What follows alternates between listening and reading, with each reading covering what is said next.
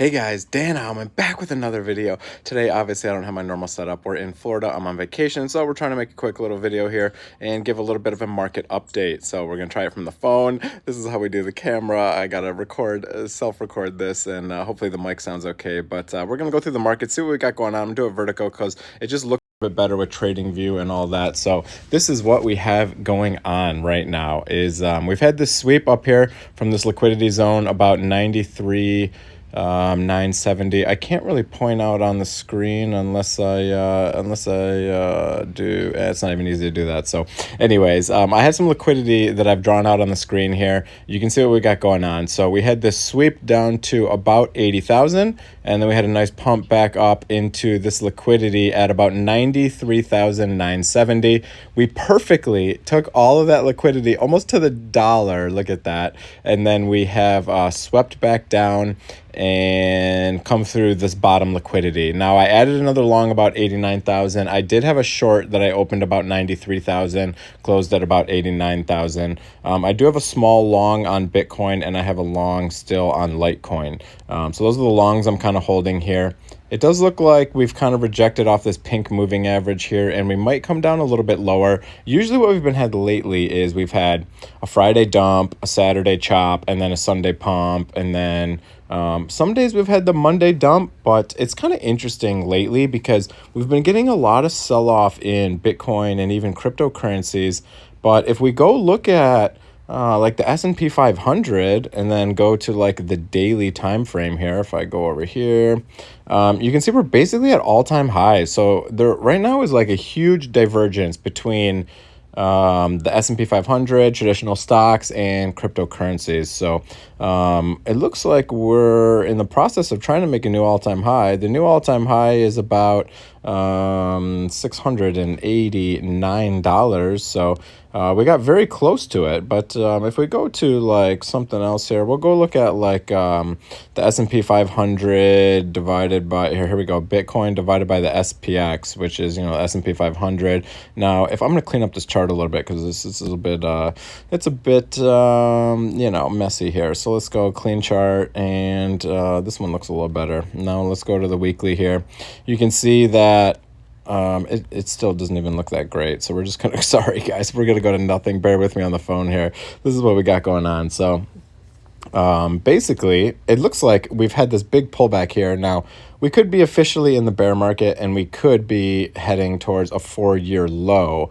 However, it just seems like everyone's kind of expecting that. It seems like everyone's short, and with the S&P 500 just smashing into new highs, I just don't know that we're gonna leave everyone correct and just continue, you know, straight back down to whatever, you know, 40K for Bitcoin. I just can't see that happening right now. But if it does happen, I think at least, if I go back to here, at least I think we're at least going to come back up and sweep at least 100K or somewhere in that area. So if I go back to the daily here, daily, we'll turn on the clean chart again, indicators, clean, and this one doesn't have, yeah, it has the moving averages here. So up here, I guess I can still click and talk about it like this. So about 102,000 is our 350-day moving average. So this was kind of the point in the sand where I said, if we start closing behind that, it's pretty much the bear market guaranteed. Now, I think if we're coming back up, we're at least going to come up to this yellow moving average, which is about 100K. We're at least going to, you know, come up somewhere in this range here. We could easily retest the bull market support band. So if we go back and look at like, I don't know, the 2021, if we go back there, let's go look at that. There's the bear market. Scroll back a little bit further. Here is 2021. So what happened last time? We came back down, and we never fully closed weekly candles below this red moving average. So kind of held it as support, and we broke back above. Now, when we finally closed below this, what happened? You can see that right when we closed behind it, below it, we were about 47,500, and we came back down even lower. And we came up, we retested it, came back down, but then we actually moved all the way up above the bull market support band. So we could see something like this. And then finally the move was kind of over and we went all the way down to, 20-ish K and then even down to like 16K over here. So we could see something like this very easily.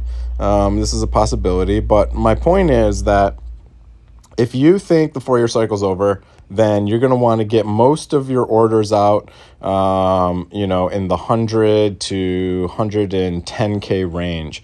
Let's say you're 50% sure that the bull market's over.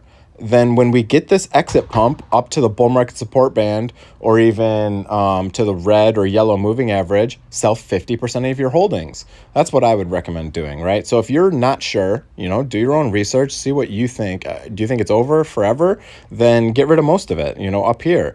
And if it's anything like history, we'll have about a year until we get back down here, right? So if we go to like the 1 month chart, for example, is this going to reset everything here? Okay, that's going to do that. All right. So if we go to like the 1 month, for example, these moving averages don't change on the indicator I use. So these are still the same exact ones, but you can see when we closed below it, we came back up about, what is that?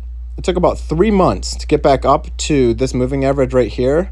And you could have sold there. And then you see 1, 2, 3, 4, 5, 6, 7, 8, 9, 10, right? So about 12 months after we closed below that, we got to the bottom here. So you could do it time-based. If you think this is still going to play out, you could say, all right, I'm going to sell 50% of my holdings when we get back to the bull market support band or the red moving average.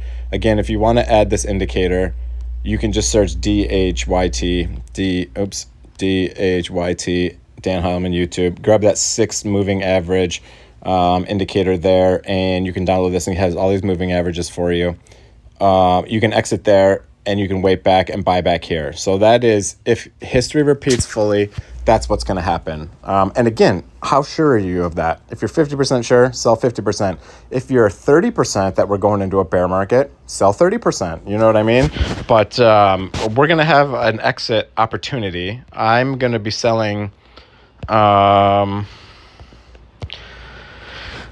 think maybe 50% when we get back into, I think what I'm going to end up doing here is we're going to be selling about, 25% in this range here between 100 and 102, and then maybe another 25% in the 104 to 108 range. And then that's about 50% out for me. And then I'm going to leave some for a retest of maybe this trend line up here, because we could easily come back to this trend line. And honestly, we could easily sweep the top at 126 and then come back down. Now, it's really, we're at a time where it's really hard to tell the overall direction. When we were back in these other areas, it was much easier to know the overall direction. But I feel like we are going to be coming into some sort of a recession. And even this Camel Finance indicator is saying that the all-time low is going to be in this yellow range, which is, sometime 2026-ish. It's really hard to say now where we're at. It's really hard to say. We got interest rate cuts coming. It's going to be a very interesting December. If we just start rocketing out of here, I showed you 2021, and it was like months. It was like 3 months for us to get back to this bull market support band, which is up here in this range, this white cloud up here.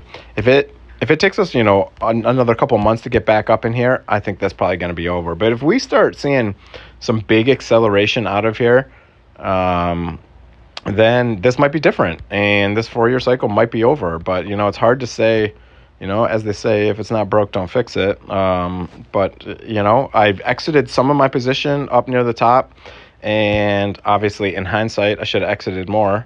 I even made a video years ago saying that the top would probably be somewhere October 1st-ish, 2025, because historically, that's always been the top. Now, if we look at some of the other coins right now, again, I have a nice Litecoin long that, it's not that nice now because the blue is always my entry, so you can see my entries up in here, and we're negative. So I'm just going to be looking for a break even to close some of my position. Again, I'll leave a little moon bag for any other pumps. I have some leverage trades going on Bitunix as well, and we have a promotion going on. So feel free to use the affiliate link below. I'm not going to be able to put a thumbnail or anything, but I have a long here.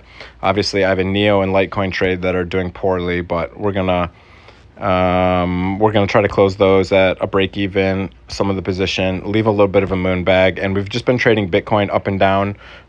We've made a couple little shorts and longs in here, so you can see I have about 1,200 in profit on this one. I had a short with 500 profit. I had a long on DOT, Sol, Bitcoin, a little bit of profit, and a DOT that I got stop lossed out at minus a little bit. So last couple of trades have been okay. Again, affiliate link below for Bitunix if you want to trade, my favorite exchange. And we have a event going on right now for the whole month, so there's a bunch of sign up bonuses. I can't do much editing here on vacation, so I'm sorry about that, but I will try to post that pinned sign up link for Bitunix. It's the best way to support the channel, and if you're enjoying the content, hit that like, hit that subscribe button.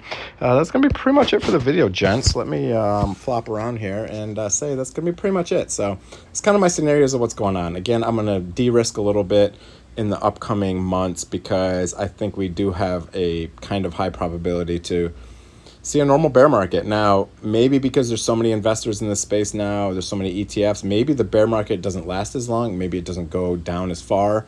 So another good strategy is just DCAing, right? So if you are 100% allocated right now, get out, as I said, whatever percentage you want. You know, if you're 50% sure, take out 50%. If you're 100% sure we're going to new all-time highs, don't sell anything. But, you know, you got to make up your own decision where your risk factors are. And another good way is just to DCA in the next coming year. If we get a big pullback, just continue to add, you know, buy monthly. I do use River, and I basically just have like weekly Monday buys on River. So it's another way just to DCA into the market. That's probably one of the most foolproof ways to do it. But anyways, that's it for the video. Hope you guys enjoyed it. If you did, again, hit the like, hit the subscribe button, Bitunix link below. That is the best way to support the channel. One of my favorite exchanges. You can make an account real quick. No KYC or KYC if you want. So whatever you guys prefer, have a great day. See you guys. I took a photo. That's not what I wanted to do, but